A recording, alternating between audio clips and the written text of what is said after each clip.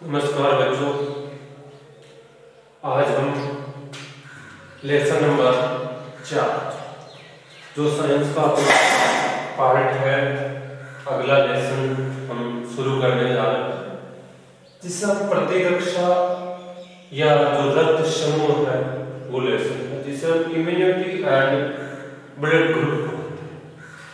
Immunity या प्रतिरक्षा का मतलब होता है, प्रति का मतलब होता है किसी के विपरीत या किसी के विपरीत या किसी के ऑपोजिट, और उससे रक्षा करना, उससे बचना, वो होता है प्रतिरक्षा। जिससे हमारे शरीर के अंदर कोई रोगाणु प्रवेश करता है और वो रोगाणु को हमें शरीर से रक्षा करनी है, बचाना है उस रोगाणु से हमारे शरीर को। तो उस रोगाणु के प्रति, उस रोगाणु के विपरीत रक्षा करने वाला जो पूरा सिस्टम है उसे हम प्रतिरक्षा तंत्र भी कहते हैं। और उसके बाद में हम चर्चा करेंगे रक्त समूह का, ब्लड ग्रुप, कि हमारे शरीर के अंदर ब्लड ग्रुप का निर्माण किस प्रकार से किया जाता है। ये जो आपका चैप्टर है वो 4 नंबर का चैप्टर है, जिसमें ये 3 नंबर का चैप्टर है, जिसके अंदर जो क्वेश्चन पूछे जाते हैं वो क्वेश्चन एक नंबर के 3 क्वेश्चन पूछे जाएंगे। छोटे सवाल बहुत ज्यादा इसमें से पूछे जाते हैं। फैक्ट चीजें बहुत ही ज्यादा पूछी जाती है। जैसे नॉर्मली बता देता हूँ कि किस तरह का क्वेश्चन आता है। जैसे ये रक्त समूह का क्वेश्चन है, तो 2019 में क्वेश्चन पूछा गया था कि मानव शरीर के रक्त में, मानव शरीर के रक्त में प्रतिजन ए व बी के अलावा कौन सा प्रतिजन पाया जाता है। इनके अलावा ये प्रतिजन तो पाए जाते हैं, इनके आधार पर रक्त का वर्गीकरण किया जाता है। इनके अलावा जो प्रतिजन पाया जाता है वो है आरएच कारक, जिसे हम कहते हैं आरएच प्रतिजन पाया जाता है। ये क्वेश्चन पूछा गया था। बहुत सारे सवालों पर हम चर्चा करेंगे। ये आपके जो लेसन है उसके महत्वपूर्ण बिंदु है, उन पर एक बार चर्चा हम करते हैं। जो ये सबसे पहले अगर हम बात करेंगे प्रतिरोधक क्षमता, सबकी परिभाषा नॉर्मल चीजें हम पढ़ेंगे। प्रतिरक्षा विज्ञान, उसके बाद में प्रतिरक्षा तंत्र किस तरह से सिस्टम बनता है, प्रतिजन, प्रतिरक्षी प्रतिजन का विनाश कैसे होता है, प्रतिरक्षी की संरचना, प्रतिरक्षी जो प्रतिजन का विनाश करता है। प्रतिजन एक रोगाणु है जिसके बारे में विशेष तौर से पढ़ेंगे। इसका जो आणविक भार होता है वो 6000 न्यूटन होता है। तो ये प्रतिजन है बाह्य रोगाणु जो खुद प्रोटीन से बना होता है, और इसी को नष्ट करने के लिए हमारे शरीर में बनता है प्रतिरक्षी। तो उसकी श्रृंखला वो कितने प्रकार के होते हैं, उसमें जो प्रोटीन की श्रृंखला है उसके आधार पर इसके अलग अलग प्रकार होते हैं। रक्त के बारे में, रक्त का जो वर्गीकरण है, रक्त समूह है या रक्त का वर्गीकरण, वो हम पढ़ेंगे। क्लासिफिकेशन ऑफ ब्लड, किस तरह से उसका, इसमें जो प्रतिजन अन्य पाया जाता है वो आरएच कारक, और गलत रक्त किस प्रकार से चढ़ता है वो चीजें, गर्भ रक्ताणुपूरक का जो विशेष रोग होता है आरएच कारक की अनियमितता की वजह से, रक्त का आदान प्रदान, उसके बारे में, रक्त वर्ग का जीन प्रारूप यानी आनुवंशिक रोगों को दूर करने के लिए इनके प्रतिजन के आधार पर ही जीन प्रारूप तैयार किया जाता है। रुधिर वर्ग का आनुवंशिक महत्व इंपॉर्टेंट है। हमारे शरीर के अंदर जो आनुवंशिक रोग होते हैं उनके बारे में पढ़ेंगे। अंगदान, शरीर के अंगों को ध्यान में करना, क्योंकि हमारा शरीर है वो पंच तत्वों से मिलकर के बना होता है, अग्नि, पृथ्वी, वायु, आकाश और जल।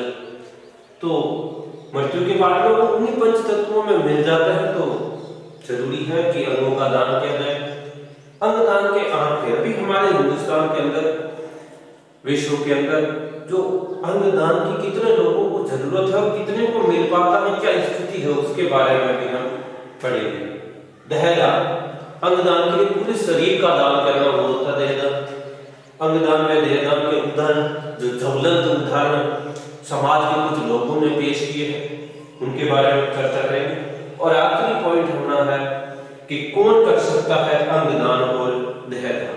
बता दें आपको, बच्चों से लेकर के बूढ़े बुजुर्ग व्यक्ति, चाहे वो 90 साल का, अंगदान और देहदान कर सकता है। चाहे वो किसी भी धर्म जाति लिंग का क्यों न हो, अंगदान और देहदान आसानी के साथ में कर सकता है। तो ये चीजें हम शुरू करेंगे। सबसे पहले हम प्रतिरोधक क्षमता पर चर्चा करते हैं। प्रतिरोधक क्षमता किस प्रकार से जो डिवाइडेशन होती है,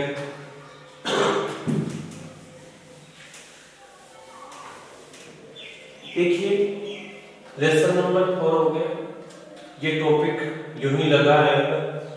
अब इसमें से एक एक टॉपिक में यहाँ लिखता जाऊंगा और उसके बारे में डिटेल पूरी बताता जाऊंगा। आपको करना क्या है कि साथ में ये पॉइंट्स लिख लेना, ये पॉइंट्स आपको ध्यान में रखना। इन्हीं पॉइंट्स से मैं धीरे धीरे आगे बढ़ेंगे, कोई भी पॉइंट्स छोड़ेंगे। किसी भी प्रकार की जानकारी छिपाई नहीं जाएगी, सारी जानकारी बताई जाएगी। तो एक एक पॉइंट यहाँ पर उसका विवरण। तो आपको क्या करना है कि रफ कॉपी और पेन लेना और साथ के साथ नोट्स करते जाना, ताकि ये काम है याद रहे, क्योंकि लिखी हुई चीज ज्यादा याद रहती है। प्रतिरोधक क्षमता, देखिए जो प्रतिरोधक क्षमता है, सब बच्चे जानते हैं, रोगों से लड़ने की क्षमता। रोगाणु उन्मूलन, रोगाणु जो बाहर से प्रवेश कर रहे हैं हमारे शरीर को नुकसान पहुंचा रहे, रोगाणु उन्मूलन के लिए मानव शरीर में विद्यमान क्षमता, उस क्षमता को प्रतिरोधक क्षमता कहा जाता है। रोगाणु से लड़ने की क्षमता, रोगाणु के उन्मूलन के लिए, रोगाणु को नष्ट करने के लिए जो मानव शरीर में क्षमता पाई जाती है वो है प्रतिरोधक क्षमता। और हर मनुष्य में प्रतिरोधक क्षमता ज्यादा से ज्यादा रहनी चाहिए, क्योंकि जिसका इम्यूनिटी सिस्टम, प्रतिरक्षा तंत्र मजबूत है, प्रतिरोधक क्षमता ज्यादा है, वो बीमारियों से बहुत ही कम ग्रसित होता है। जैसे अभी हमने जो सबसे ज्यादा कोरोना वायरस के कारण कोविड-19 जो महामारी चल रही है, तो जिसका प्रतिरक्षा तंत्र जितना ज्यादा मजबूत है, उस पर वो वायरस उतना ही कम अटैक करता है। तो प्रतिरोधक क्षमता मजबूत रहनी चाहिए। यह बढ़ती है व्यक्ति के खान पान से। इससे हम कई बार बीमार होते हैं, तो या तो कई दिनों में सर्दी जुकाम होता है, तो थोड़े दिनों में हम ठीक भी हो जाते हैं, ठीक नहीं होते तो डॉक्टर एंटीबायोटिक दवाएं देता है, जिससे रोग प्रतिरोधक क्षमता बढ़ती है और वो जीवाणु या जो विषाणु होता है वो नष्ट होने लगता है। प्रतिरक्षा विज्ञान, देखिए प्रतिरक्षा विज्ञान क्या होता है।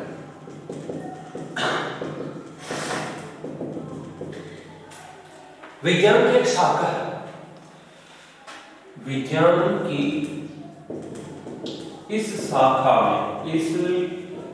शाखा में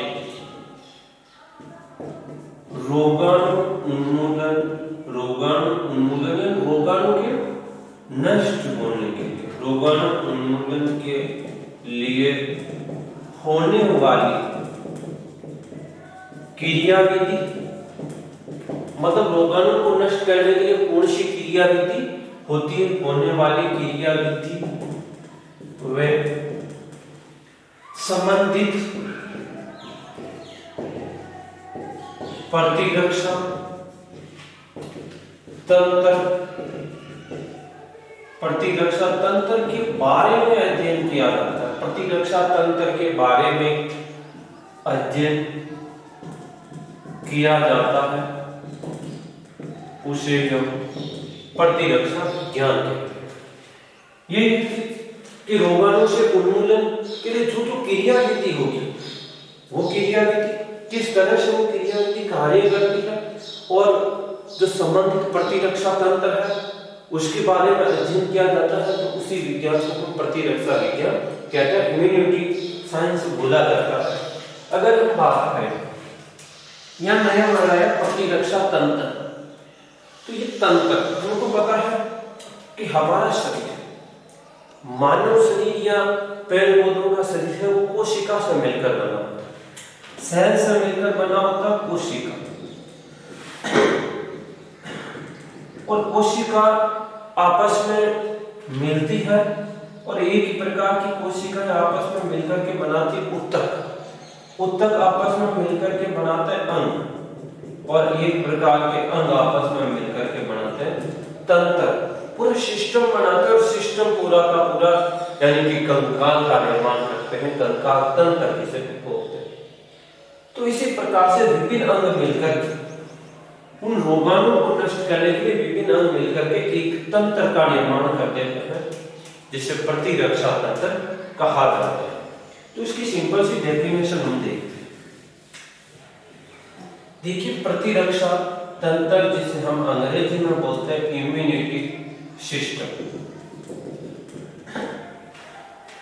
जिसमें अलग अलग प्रकार के अंग आपस में क्रिया करते हैं, भाग लेते हैं और एक पूरे सिस्टम का निर्माण करते हैं। जैसे करोड़ों कोशिकाएं मानव शरीर में उपस्थित सेल्स, करोड़ों कोशिकाएं,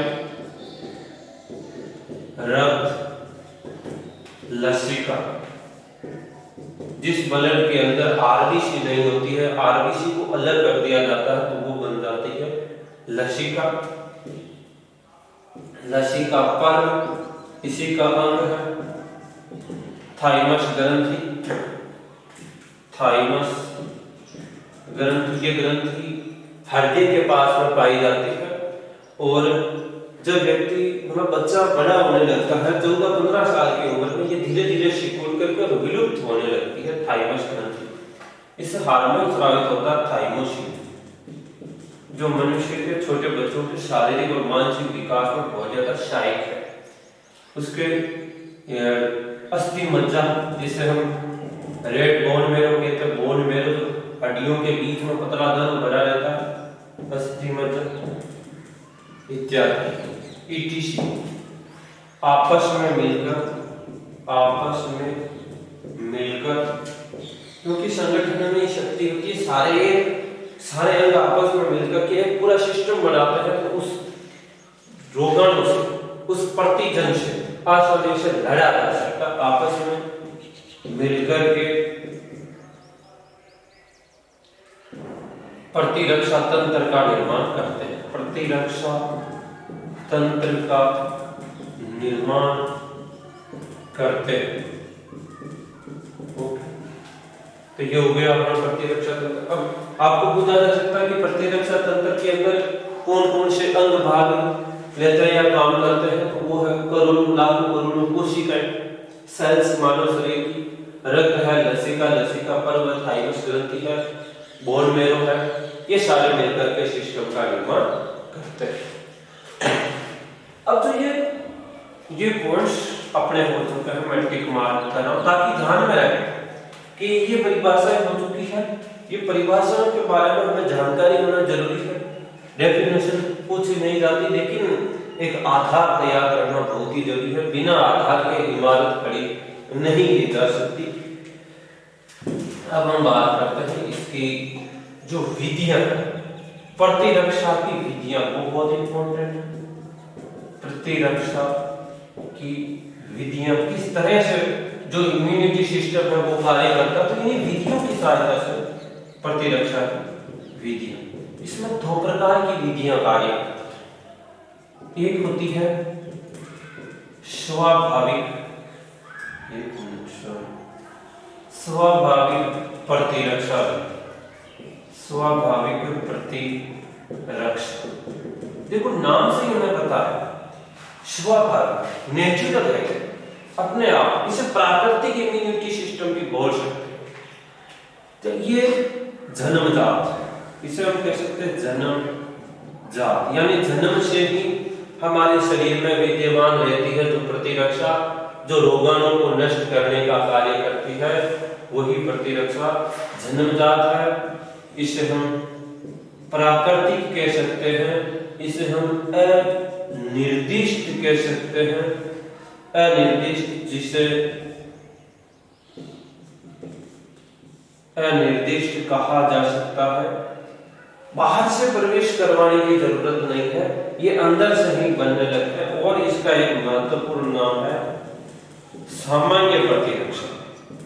ये बहुत इंपॉर्टेंट है। आपको एग्जाम में क्वेश्चन पूछा जा सकता है सामान्य यानी स्वाभाविक प्रतिरक्षा को सामान्य प्रतिरक्षा क्यों कहते हैं? तो सामान्य का मतलब जन्मजात, जन्म से विद्यमान है, प्राकृतिक यानी प्राकृतिक रूप से मौजूद है, अनिर्दिष्ट, बाहर से प्रवेश नहीं करवाई जाती। सामान्य क्यों कहते हैं?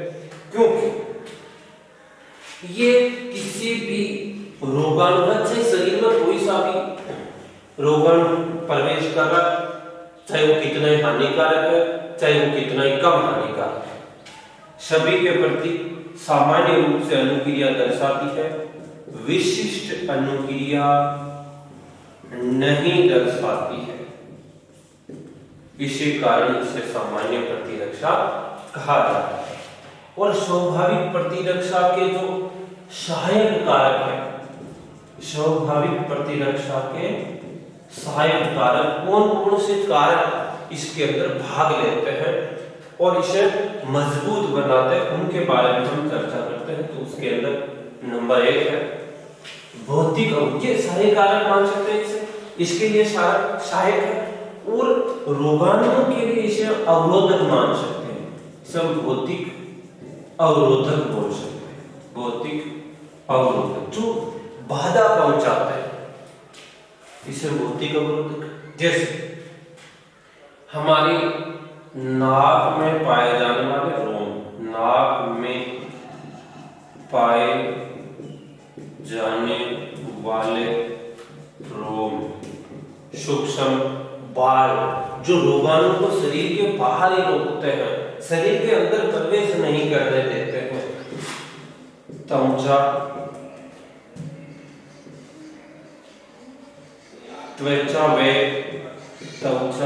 अन्य अंगों पर पाए जाने वाले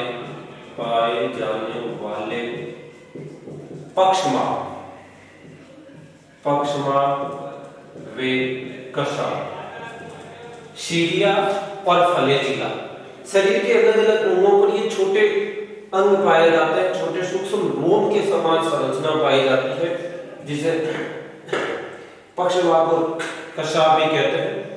और अन्य जंतुओं के शरीर पर भी ये पाई जाती है, जो सूक्ष्म रोगाणु को शरीर के अंदर प्रवेश ही नहीं करने देती है, तो इन्हें कहते हैं भौतिक अवरोध। तो ये सूक्ष्म रोगाणु के लिए अवरोध का काम करते हैं, बाधा पहुंचाते हैं। तो जैसे नाक में पाए जाने वाले रोम में सूक्ष्म बाल, तो जैसे धूल के कण है, उनके साथ में कुछ वायरस अंदर जा रहे हैं, तो वो रोम जाल बिछा होता है, श्लेष्मा उपकला भी वहां पाई जाती है, उसे वही रोक लेते हैं, अंदर जाने नहीं देते और छींक के साथ वापस बाहर निकाल देते हैं। एक होता है रासायनिक अवरोध, जो बाधा रासायनिक रूप से। वो रासायनिक अवरोधक कौन कौन से? देखिए, हमारे आमाशय में पाया जाने वाला एसिड पाया जाता है, आमाशय में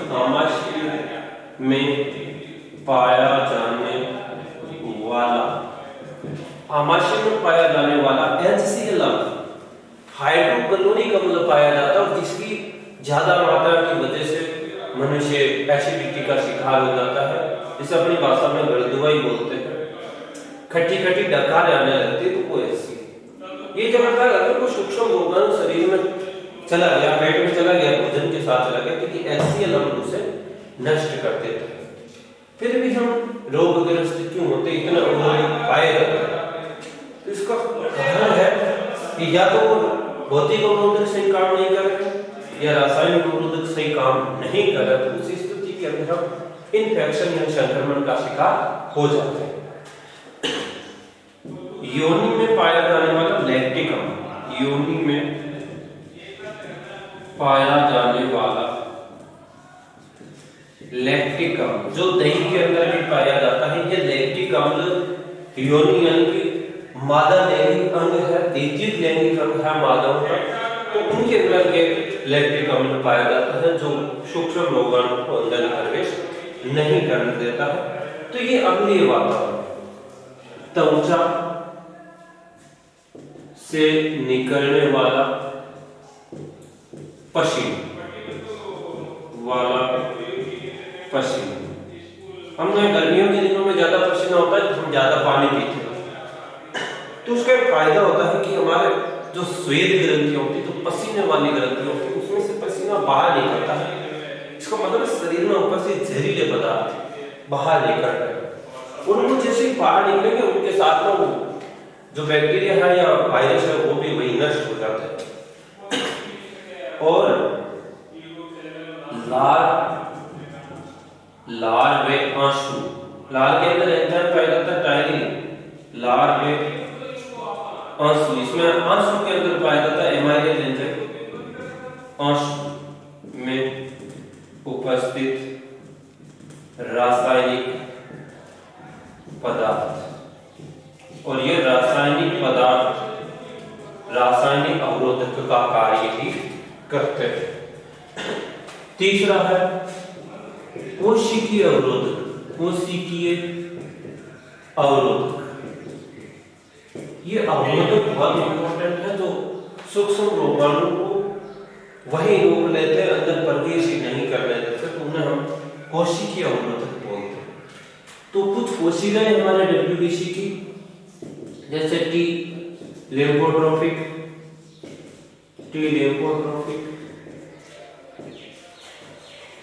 बेसोफिल्स,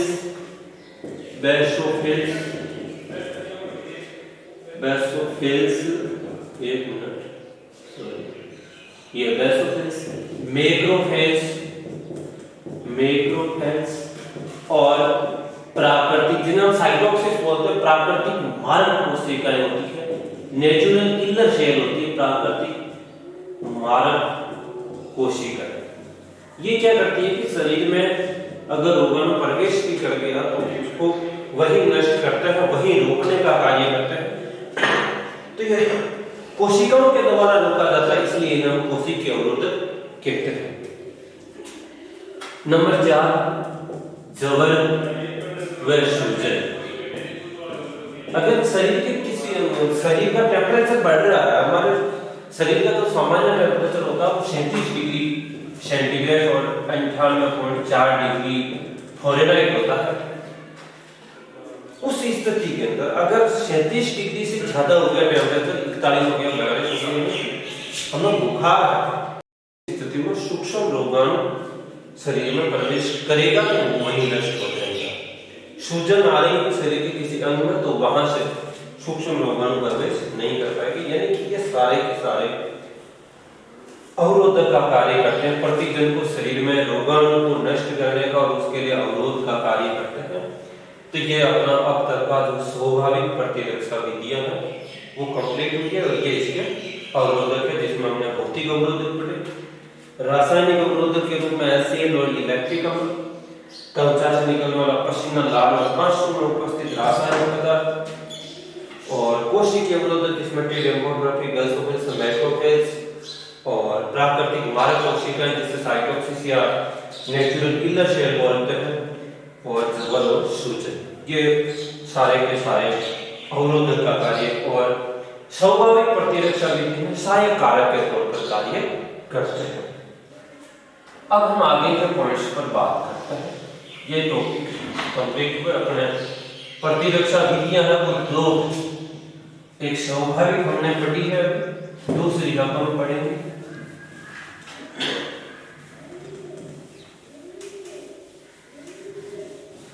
अगर हम बात करें जो ये दूसरी प्रतिरक्षा विधि है उसके बारे में, और वो है उपार्जित प्रतिरक्षा विधि। उपार्जित का मतलब जिससे अर्जित किया जाता है शरीर के बाहर से, उपार्जित प्रतिरक्षा विधि। ये जन्मजात नहीं होती, इसे शरीर के बाहर से अर्जित करना पड़ता है, इसलिए उपार्जित प्रतिरक्षा विधि बोलते हैं। इसे विशिष्ट प्रतिरक्षा भी कहते हैं, होस्ट इम्यूनिटी, विशिष्ट प्रतिरक्षा।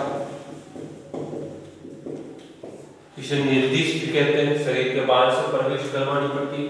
विशिष्ट इसलिए कहते हैं, उसको सामान्य कहते हैं, इसको विशिष्ट कहते हैं, क्योंकि ये कोई विशेष रोगाणु है, विशिष्ट रोगाणु है, या कोई विशेष रोगाणु के प्रति,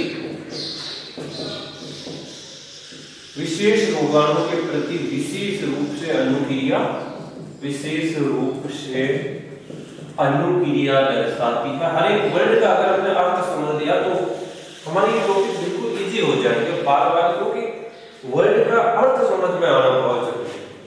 विशेष रोगाणु के प्रति विशेष रूप से अनुक्रिया दर्शाती है, इसलिए इसे हम क्या कहेंगे, विशिष्ट प्रतिरक्षा विधि कहते हैं।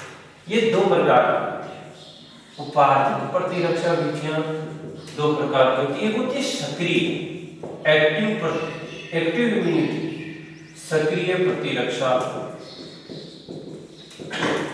और दूसरी होती है निष्क्रिय प्रतिरक्षा। एक जो अपने आप एक्टिव होती है और दूसरी को एक्टिव करवाना पड़ता है। सक्रिय, शरीर में रोगाणु प्रवेश करने पर, जैसे शरीर में रोगाणु प्रवेश करेगा, शरीर में रोगाणु प्रवेश करने पर अपने आप सक्रिय हो जाती है, अपने आप सक्रिय हो जाती है, अपने आप ये एक्टिव होती है। निष्क्रिय प्रतिरक्षा, इसको बाहर से हमें प्रवेश करवाना पड़ता है। निष्क्रिय प्रतिरक्षा विधि को बाहर से प्रवेश करवाएंगे, जैसे जो टीके लगाए जाते हैं वो टीके, जैसे हमने डिप्थीरिया के टीके लगाना है, उल्टे दस्त की बीमारी डिप्थीरिया, या हमें टिटनेस का टीका लगाना है, तो अपने आप सक्रिय नहीं होती, बाहर से एक्टिव करवाना पड़ता है, तो वो निष्क्रिय होगी और ये होगी सक्रिय। इसे हम पैसिव बोलते हैं और इसे इनएक्टिव बोला जाता है। ये एक्टिव है जो अपने आप सक्रिय, और इसे बोलते हैं पैसिव, यानी कि निष्क्रिय रहती है। तो ये हुई उपार्जित प्रतिरक्षा विधि, जिसे हम लगभग शरीर के बाहर से ही अर्जित करते हैं। सक्रिय कैसे एक्टिव होती है, जैसे जैसे बड़े होते जाते हैं तो हमारे खान पान से ये प्रतिरक्षा अपने आप बनने लगता है, अपने आप सक्रिय होने लगता है। जन्मजात नहीं रहता है, प्राकृतिक रूप से शरीर में नहीं पाया जाता, इसलिए उसको स्वाभाविक प्रतिरक्षा में शामिल नहीं किया गया। तो ये में उपार्जित यानी प्रतिरक्षा की दोनों विधियां कंप्लीट हुई। अगले वीडियो के अंदर ये जो हमने 4 टॉपिक इसके पढ़े हैं, अगले वीडियो के अंदर हम शुरू करेंगे एंटीजन या प्रतिजन, जो है बाह्य रोगाणु है, जो हमारे शरीर को अनेक प्रकार की बीमारियों से बीमार करवाता है। तो सारी चीजें हम अगले टॉपिक, अगले वीडियो के अंदर पढ़ेंगे। धन्यवाद।